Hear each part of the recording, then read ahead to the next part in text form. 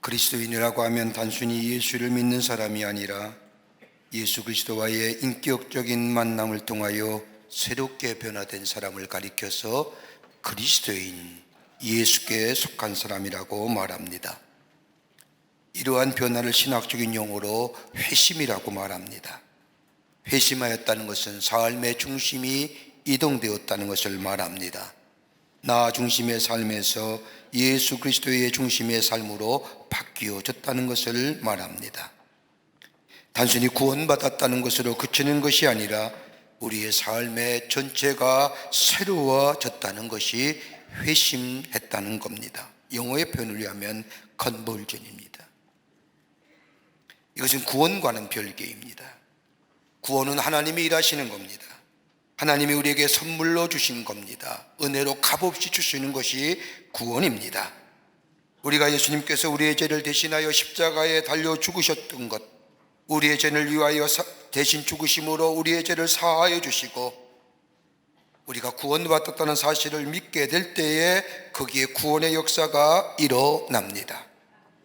그러기에 구원과 변화는 전적으로 하나님의 주권에 달린 겁니다. 그런데 회심은 컨버전은 다릅니다. 회심은 예수 그리스도를 통한 구원의 사역에 대한 인간의 반응이 회심입니다. 예수 그리스도의 십자가의 은혜에 대하여 그 구원의 감격에 내 삶 속에 임하게 될 때 내 삶이 새로워지는 것, 반응을 얘기하는 겁니다.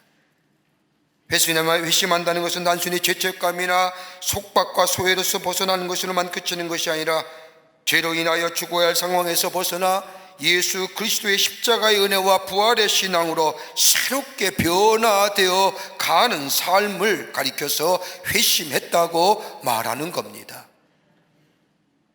이걸 좀 더 깊게 설명한다면 우리가 예수님을 통하여 십자가의 은혜를 통하여 하나님의 자녀가 되었습니다.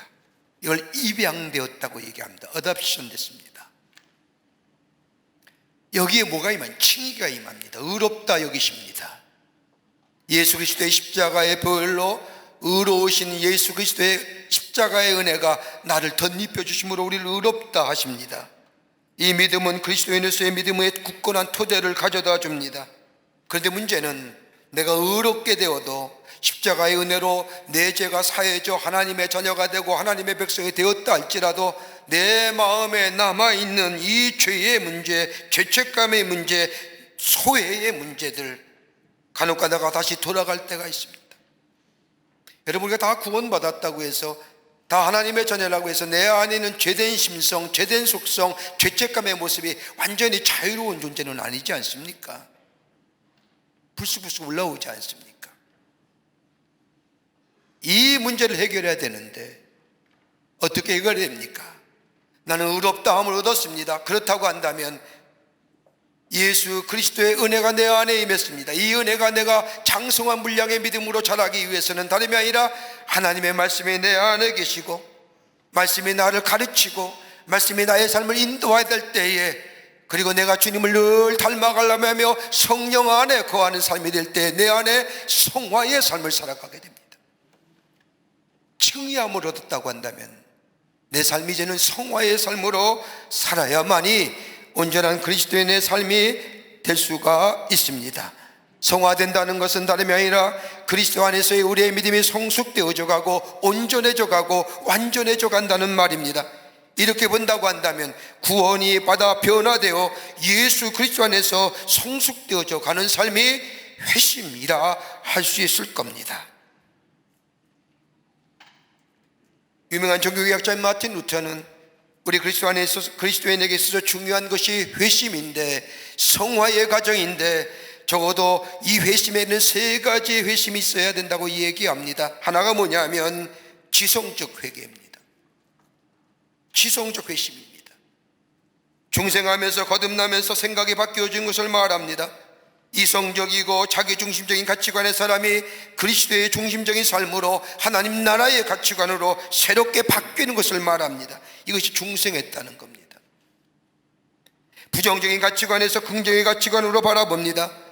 삶의 절망과 좌절과 문제와 어려움 가운데 이제는 끝이라고 생각했던 절망과 염세적인 삶으로 바라봤던 사람이 예수 안에서 믿음의 모습을 가지고 우리 하나님은 좋으신 하나님이요, 우리 하나님은 합력하여 선으리신 하나님이요, 내 삶이 비록 지금 어렵다 힘들다 할지라도 우리 하나님은 궁극적으로 내 삶 속에 평안함을 주시며 내 삶의 궁극적인 승리를 가져다 주시는 우리 하나님이시라는 것을 믿기에 내 삶의 여정을 낙관적으로 봅니다. 절망과 좌절의 삶이라 할지라도 소망과 확신의 삶으로 바라보게 합니다. 이게 회심한 자의 삶의 모습입니다. 또 하나의 회심이 있다고 한다면 종교적인 회심입니다. 세상을 살면서 분노와 좌절, 죄책감과 많은 후회와 회한으로 늘 마음이 상하고 상처를 입고 헤어나질 못하다가 예수 만나서 구원받아 말씀 안에서 말씀과 동행하며 하나님의 영에 의하여 이끌려가게 될 때에 내 삶 속에 새로운 생명의 역사함을 체험하게 됩니다.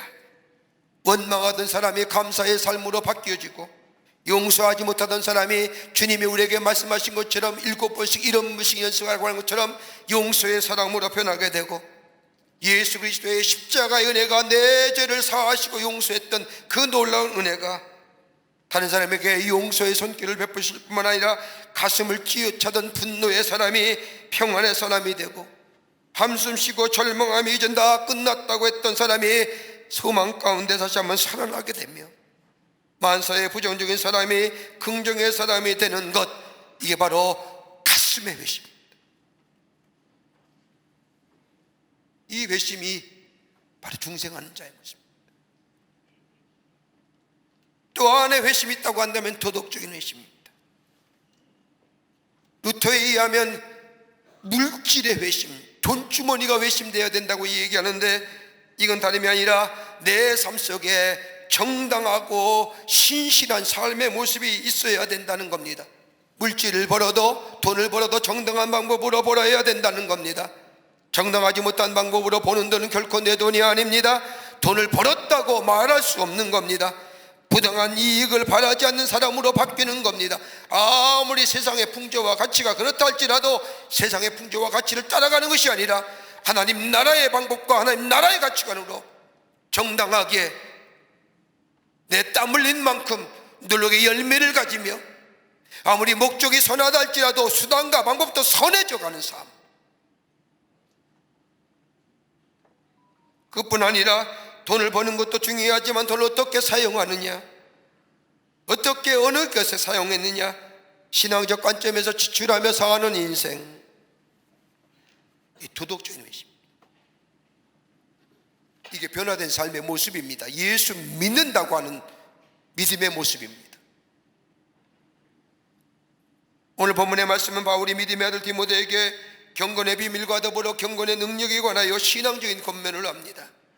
믿음의 아들이요, 신앙으로 낳은 아들, 저 디모데를 생각할 때마다 어린 디모데에게 하나님의 말씀을 전하며 교회를 섬기는 그 디모데에게 바울은 깊은 마음을 가지고 이야기하면서, 오늘 본문의 말씀은 그리스도인들은 말씀과 경건에 창념해야 된다고 얘기합니다. 그러면서 디모데전서 6장 3절의 말씀을 보면, 바른 말 곧 우리 주 예수 그리스도의 말씀과 경건에 관한 교훈을 따르지 아니하면, 다른 말로 말하면 그리스도인의 삶은 예수 그리스도의 말씀과 더불어 경건의 삶이 있어져야 된다는 겁니다. 하나님의 말씀을 들으며 하나님의 말씀을 묵상하며 그 말씀에 따라 순종하며 사는 삶이 우리의 삶 가운데 있기 위해서는, 그 삶이 성화의 삶이요, 그 삶이 성숙되어져 가는 믿음의 삶이라고 한다면 하나님의 말씀을 들어야 합니다. 그 생명의 말씀을 들을 수 있어야 합니다. 그 말씀이 있게 될 때에 내 안에 능력이 생기고, 그 능력을 통하여 내 삶 속에 성숙한 믿음의 삶, 하나님이 기뻐하시는 신앙, 하나님이 기뻐하시는 사람으로 살아갈 수 있다는 겁니다. 여러분, 그리스도에 있어서의 하나님의 말씀이 사라지면 어떤 결과가 나타나는 줄 아세요? 하나님의 말씀이 내 안에 삶 속에 사라지게 된다면 여러분, 교만해집니다. 자기 마음대로, 아마도 자기의 마음을 자기 마음대로 할 수 있는 사람 별로 없을 겁니다. 여러분, 여러분의 마음을 아십니까? 몰라요.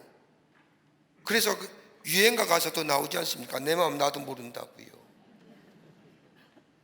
여러분, 유행가 가사도 때로는 진리인 때가 있어요. 내 마음 나도 몰라요. 그러나 하나님의 말씀이 나를 지배할 때에 내가 바른 자리에 설 수 있습니다.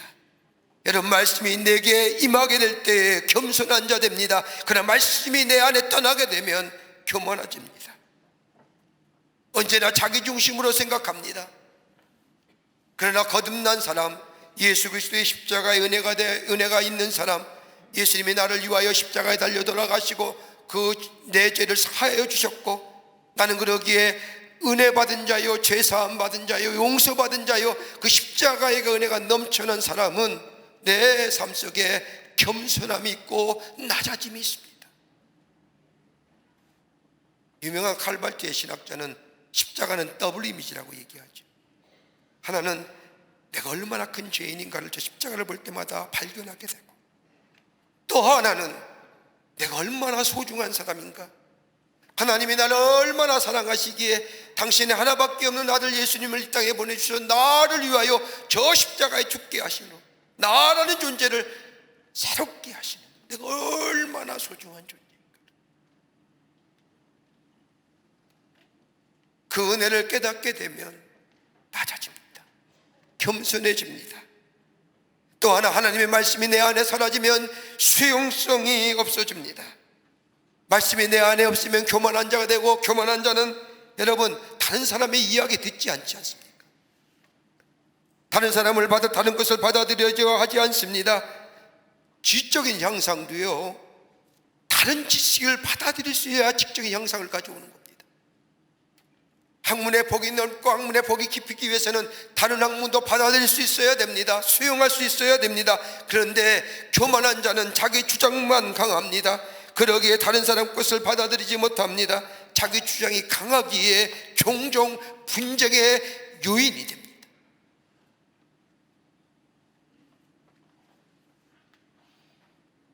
더 나아가 교만한 사람의 특징이 뭡니까? 하나님의 말씀이 사라진 사람인데, 이 사람의 또 하나의 특징은 투기와 분쟁의 사람이 됩니다. 다른 사람의 것을 받아들이지 못하면서 다른 사람이 가진 것에 대하여 질투하며 마음에 투기하며, 그리고 다른 사람과 분쟁합니다. 그리고 결정적인 것은요, 하나님의 말씀이 떠난 교만한 사람은요, 삶의 균형을 잊어버려요. 언제나 자신중심이잖아요. 다른 사람과의 배려가 없잖아요. 다른 사람에 대한 관심이 없잖아요. 다른 사람이 아파할 때 함께 아파하며, 다른 사람이 기뻐할 때 함께 기뻐할 수 있는 이 국률함이, 균형이 없잖아요. 언제나 자기만 생각하는 사람들, 삶의 밸런스가 무너져요.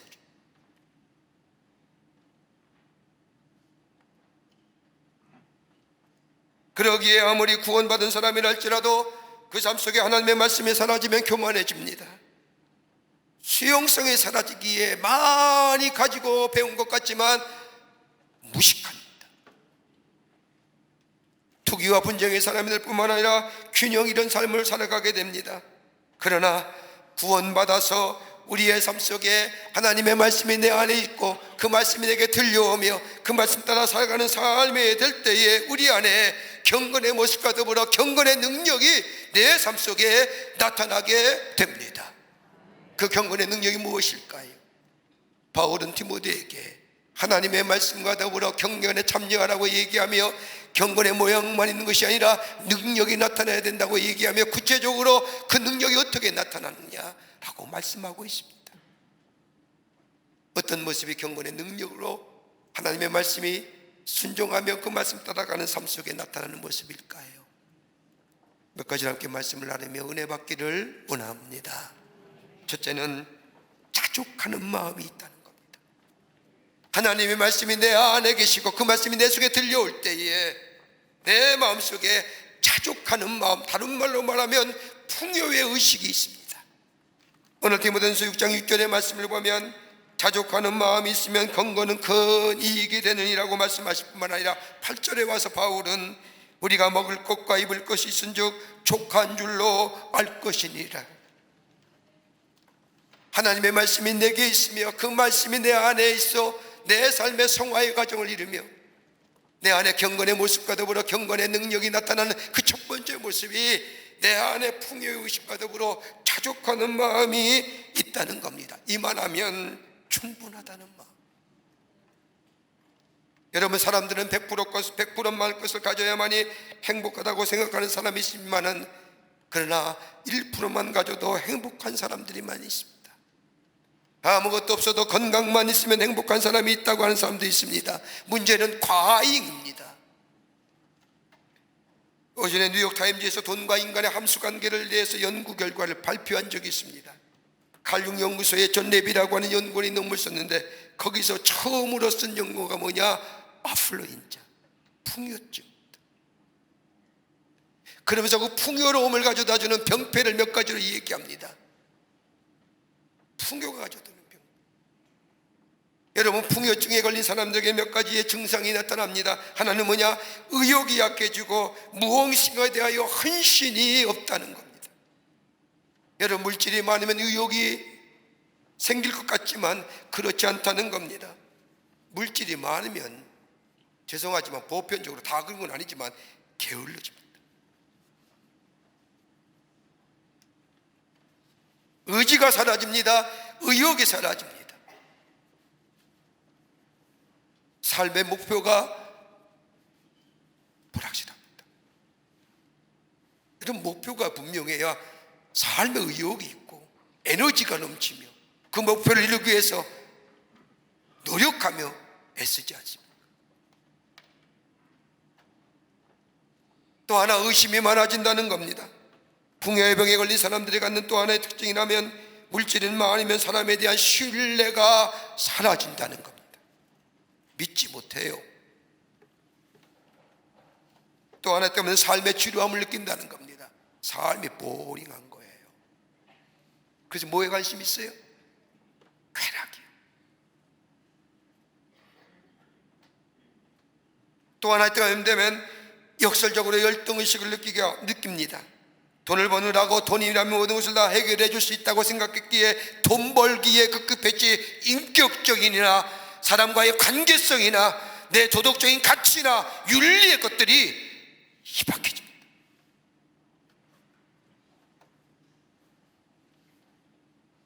그 관계성을 잘 못 맺잖아요. 사람과의 관계성이나 성품이나 인격이나, 이렇게 본다면 많은 것은 좋은 것이 아닙니다. 적은 것이라도 그 안에 자족하는 마음이 있을 때에 거기에 강건함이 있습니다. 여러분, 이것뿐일까요? 지금 우리가 살고 있는 사회 속에 우리는 얼마나 속도에 민감합니까? 특별히 우리나라 사람들 굉장히 민감하잖아요. 빨리빨리. 여러분, 운전도 그러하지 않습니까? 조금만 늦어도 오래 늦은 것도 아니에요. 1, 2초 늦은 거예요. 그것만 늦어도 신호등이 바뀌는 순간 나가야 터나야 되는데 나가지 않으면 빵빵거려요. 제가 잘 아는 친구 목사님이 있는데, 얼마나 말도 잘하고 점잖게 얘기하고 정말 신사예요. 닮고 싶은 성품의 소유자예요. 근데 문제는 뭐예요? 운전대만 참 몬스터예요.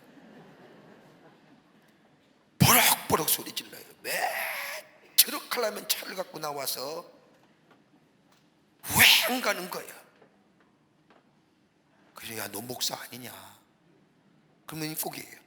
이상하지, 운전대만 잡으면 내가 이렇게 변해. 속됩니까? 목사 얘기를 들어야, 예를 들어야 시험에 안 들죠. 다른 사람 얘기하면 시험에 들잖아요.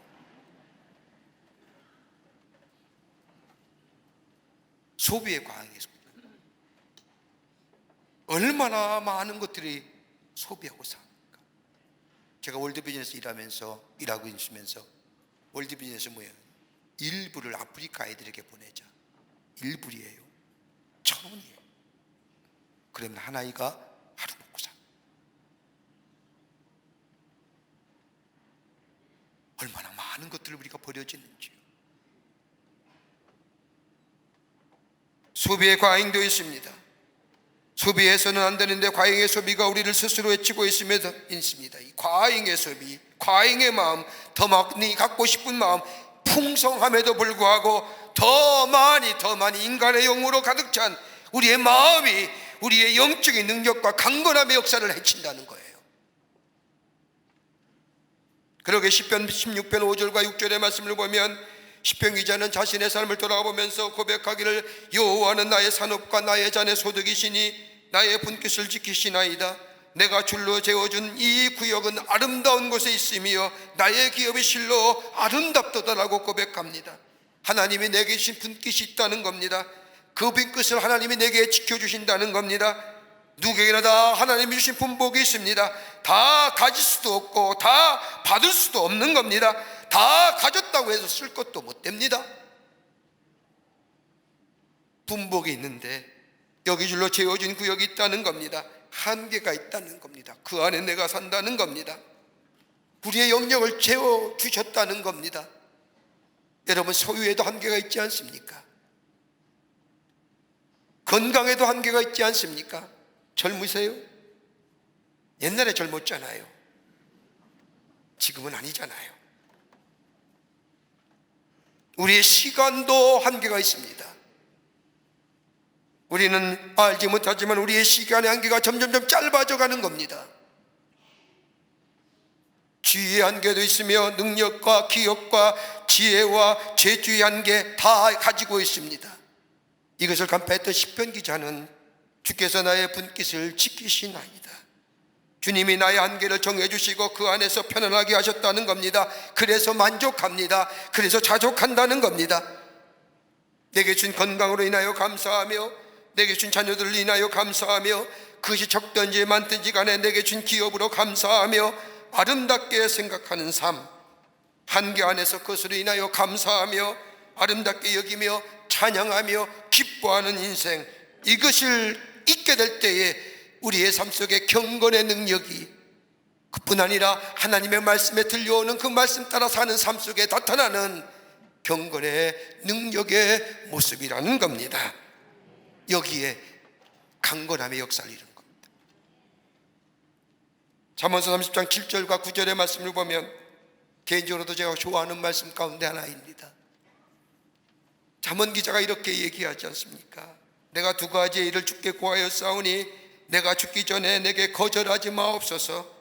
하나는 헛된 것과 거짓말을 내게서 멀리하옵시며 나를 가난하게도 마옵시고 부하게도 마옵시고 오직 필요한 양식으로 나를 먹이시옵소서.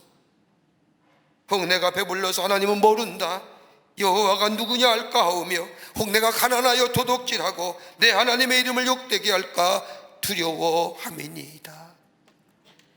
나를 가난하게도 하지 마시고 부하게도 하지 마시고 자족하는 마음, 성령이 내 안에 계시고 하나님의 말씀이 내게 말씀하시고 그 말씀 따라 사는 삶 깨닫게 되고 그로 인하여 감사하게 되고 이것이 바로 그리스도 안에서 누리는 강건함의 능력의 역사예요. 여기에 전인적 강건함이 우리 가운데 있게 될 줄 믿습니다. 두 번째는 청지기적 마음이 있어야 한다는 겁니다. 오늘 7절 말씀에 우리가 세상에 아무것도 가지고 온 것이 없음에 또한 아무것도 가지고 가지 못하리라고 말합니다. 내게 주신 건 내 거 아니라는 거예요. 내가 사는 동안 내게 맡겨주신 거예요. 하나님의 은혜로 내가 사는 동안에 내게 맡겨주신 거예요. 내 건강도 내 재물도 내 지식도 내 지혜도 다 하나님으로부터 주어진 거예요. 내가 사는 동안에 내게 잠시 맡겨주신 거예요. 내가 주님이 부르실 때에 주님 앞에 갈 때 다 두고 갈 거예요. 다윗이 왕으로 있을 때에 한참 전성기 시대에 보석을 만드는 기술자를 불러놓고 좋은 반지를 하나 만들어 주어라. 보석 반지를 만들어서 그 반지에 글귀 하나를 새겨주는데 내가 전쟁에서 승리할 때에 교만하지 않게 하고 내가 어려운 일 당할 때 나로 하여금 낙심하지 않는 언제나 읽을 만한 좌우명을 그 반지에 새겨 놓아라 말합니다. 반지를 만드는 기술자가 반지는 만들 수 있어도 좌우명은 만들 수가 없어서 어린 솔로몬에게 물어봅니다. 그랬더니 어린 솔로몬이 교만하지 않을 수 있고 절망하지 않는 딱 한마디의 좌우명을 말하다는 겁니다. 이건 역시 지나가리라. 무슨 뜻일까요? 잠시 후면 죽으리라. 다 지나간다는 겁니다. 부자도 지나가고, 아름다움도 지나가고, 명예도 지나가고, 다 지나가고.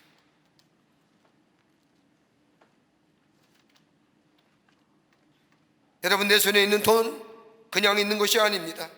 만약 내 손에 있는 물질이 그냥 있었다면 여기에 부자 안 될 사람이 없을 겁니다.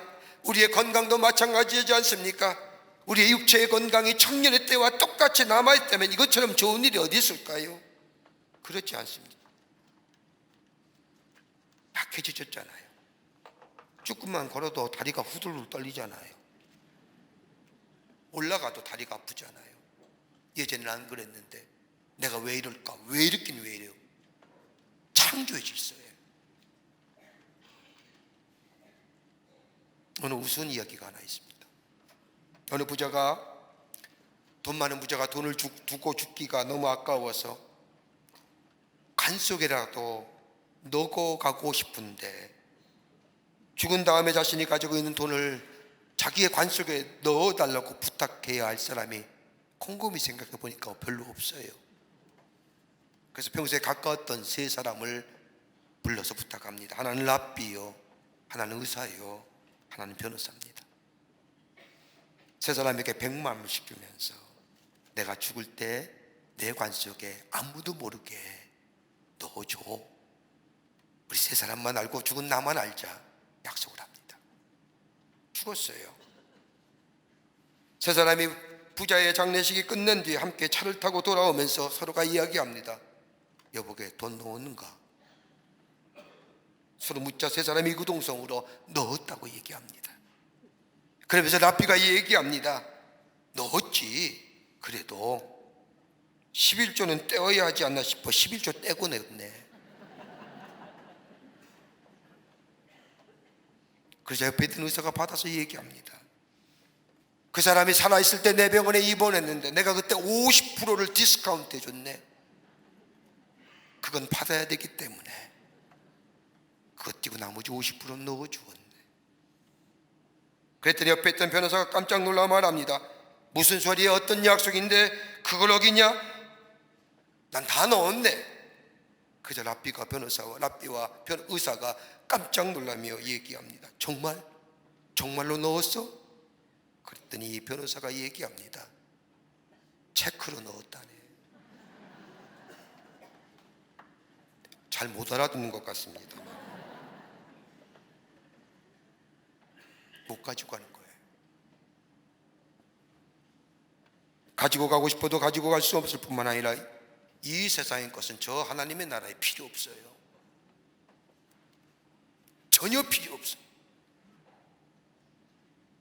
그렇게 다 지나가는 거예요. 지금 우리가 가지고 있는 것들, 잠시 내가 이 땅에 사는 날 하나님 우리에게 맡겨주신 것들입니다. 이거 제대로 사용할 때에 하나님이 기뻐하신 일로, 하나님 나라의 가치관에 맞게, 하나님 나라의 세계관에 맞게 주님이 기쁘신 일에 합당하게 내 가진 것들이 쓰여지게 될 때 주인의 뜻에 합당한 것들, 어떻게 할 수 있을까요? 내게 들려온 하나님의 말씀에 순종하며 사는 거예요. 내 마음속에 성령이 하신 음성에 귀 기울이며 그 말씀 따라 순종하며 살 때, 이것이 바로 내 안에 영적인 능력과 더불어 전인전 강건함을 이루는 역사가 있게 됩니다. 우리의 재물, 우리의 건강, 우리의 자녀들 하나님 나라를 위해 쓰임받기 위해 기도하며 잘 사용해야 합니다.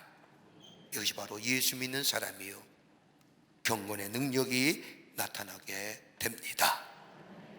끝으로 탐심으로부터 자유로워야 합니다. 탐심으로부터 자유로워야 됩니다. 오늘 읽지 않았지만 6장 10절의 말씀을 보면 돈을 사랑하며 일만하게 뿌리가 되나니 이것을 탐내는 자들은 미혹을 받아 믿음에서 떠나 많은 근심으로써 자기를 찔렀도다. 돈을 사랑함이 다른 말로 표현한다면 세상의 것을 사랑함이 영적인 능력을 상실한다는 거예요. 하나님을 사랑하는 것보다 세상을 더 사랑하는 거예요. 초점이 하나님께로 향해 있는 것이 아니라 세상의 것들을 향해 있는 거예요.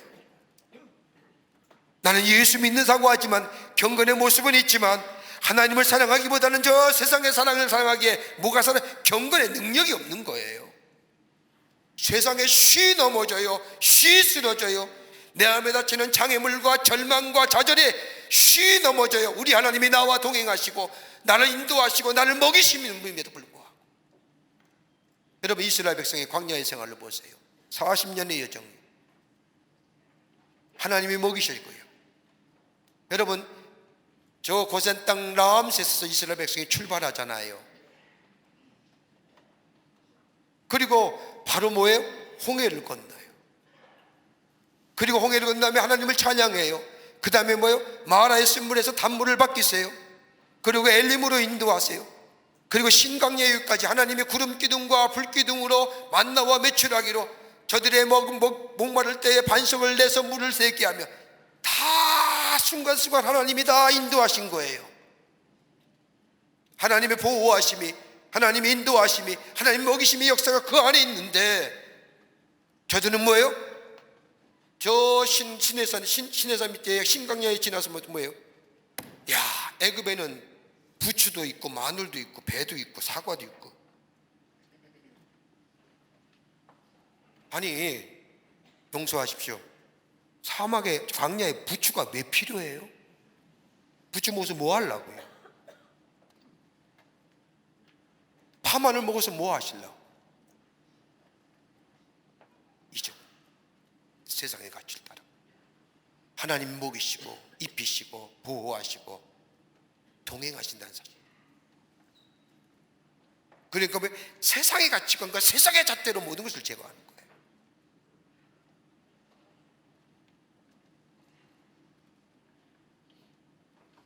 하나님께 초점을 향하는 것이 아니라 세상의 것들에 초점을 향하는 겁니다. 여러분, 우리 안에 있는 탐욕을 어떻게 죽일 수 있을까요? 세상의 가치는 간단해요. 지금 있는 탐욕보다 더 큰 탐욕이 있으면 지금의 탐욕은 죽여요. 근데 성경은 그렇게 얘기하지 않아요. 하나님의 영이 내 안에 있을 때에 성령의 말씀에 순종할 때 내 마음속에 있는 이 세상의 것의 탐욕들이 제거되고 제어되고 하나님의 영의 음성에 기울여야 되죠. 그럴 때 그것이 바로 경건의 모습이요, 경건의 능력. 그러기에 세상의 것 부러워하지 않는 거예요. 세상과는 점점 멀어진다 할지라도 우리에게 뭐가 가까워요? 하나님의 약속이 가깝잖아요. 세상의 것들은 점점 내 안에 멀리 떨어져 간다 할지라도 하나님이 내게 약속하신 것이 점점 내 안에 가까워지잖아요. 이게 내게 위로가 되잖아요. 이것에 이것을 바라보며 이것에 감격하여 삶을 사는 삶이 내 안에 경건의 능력의 모습으로 내 안에 살아계신 하나님을 증거하는 삶으로 살아가게 한다는 거예요. 이것이 세상을 이기는 거죠. 여러분, 창세기 3장의 말씀을 보면 모세가 하나님의 부르심을 받지 않습니까? 하나님의 부르심을 받아서 이스라엘 백성을 저 애굽에서 출애굽하는 귀한 사명을 받게 됩니다. 그때에 하나님의 부르심에 이 모세가 거절하지요. 말이 능하지 못한 사람입니다. 만약 내가 저 이스라엘 백성에 가서 하나님이 나를 보내어 너를 구원하려고 했을 때에 내가 뭐라고 얘기해야 되며 저들과 어떻게 증거해야 됩니까? 여러 가지 변명을 붙일 때에 가라고 얘기합니다. 아론을 붙여주겠다고 얘기합니다. 그때 뭐라고 얘기합니까? 내가 나를 믿지 못하는데 어떻게 다른 사람이 나를 믿어주십니까? 내가 지난 광야의 80년의 세월, 저 40년의 애굽의 바로의 왕자로서의 삶, 그리고 40년의 미디안 광야의 삶, 80년 내 삶을 돌아볼 때 내가 나를 믿지 못하는데 어떻게 다른 사람이 나를 믿게 할 수 있을까요? 그때 하나님 뭐라고 얘기하십니까? 내게 있는 것이 뭐냐? 증거로 보여달라고 하는 모세에게 내게 있는 것이 뭐냐 할 때 지팡이를 가지고 있는 거죠. 지팡이 있습니다. 여러분, 그 지팡이가 탁월한 마술적 지팡이일까요? 미디안 광야에 쫓겨나서 과거 광야에 저 나들거든 저 사막바람에 뒤들고 있는 그 나무 한 조각 만들어서 잡아서 툭툭 만들어서 양치는 데 쓰는 그 지팡이, 전혀 쓸모없는 지팡이. 그 지팡이, 내 지팡이 하나 있습니다. 그때 하나님 뭐라고 했어요? 지팡이를 던지라 하시잖아요. 던졌더니 뱀이 됩니다. 그리고 지팡이를 다시 잡으라 할 때에 다시 지팡이가 되죠. 그 지팡이, 여러분, 그 지팡이가 능력이 있어 지팡이일까요? 하나님이 사용하시기에 지팡이 능력이 있는 거 아니에요? 그 지팡이를 들고 이스라엘 백성을 저 애굽 땅에서 출애굽하여 홍해를 가르지 않습니까? 반석을 치지 않습니까? 이 지팡이를 가지고 이스라엘 백성을 이끌어갑니다. 그런데 저 가네스 바네아에서 물이 없다고 다시 이스라엘 백성이 불평할 때에 하나님이 반석을 명하여 물을 내라 했을 때에 이 모세가 뭐예요? 반석을 홧김에 내리치지 않습니까? 말씀을 대로 반석을 가리켜야 되는데 치리게 될 때 물은 쏟았지만 하나님 뭐라고 얘기합니까? 내가 이스라엘 총회 앞에서 나의 거룩함을 드러내지 않았다는 거예요. 그때 뭐예요? 하나님께서 너무 많은 약속 땅에 들어가지 못한. 그래서 어때요? 느보산 자자락에서 요단강 저편을 바라보며 느보산에서 자주 죽잖아요. 하나님이 우리에게 주신 것들이 참 귀한 겁니다. 사용하되 제대로 사용해야 됩니다. 우리 안에 있는 탐심을 버려야 됩니다. 내가 버려야 되는 것이 아니라 말씀 속에 성령께서 내 안에 중심이 되어 성령의 이끌림 받는 삶, 그리고 하나님의 은혜에서 자족한 마음이 있게 될 때에 우리 안에 새로운 생명 역사와 더불어 강건함의 역사를 경험하는 하나님의 백성이 될 줄 믿습니다. 이런 믿음으로 승리하시는 여러분과 저와 되시기를 주의 이름으로 축원합니다. 하나님 감사합니다. 저희들 주께서 사랑해 주셔서 하나님의 백성 삼으심에 감사합니다.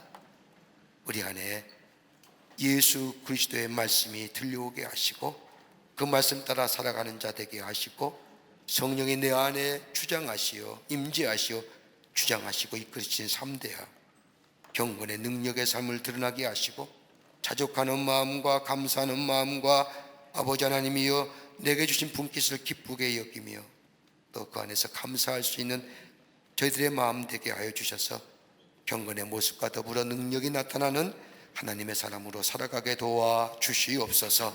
감사하오며 예수님의 이름으로 기도하옵나이다. 아멘.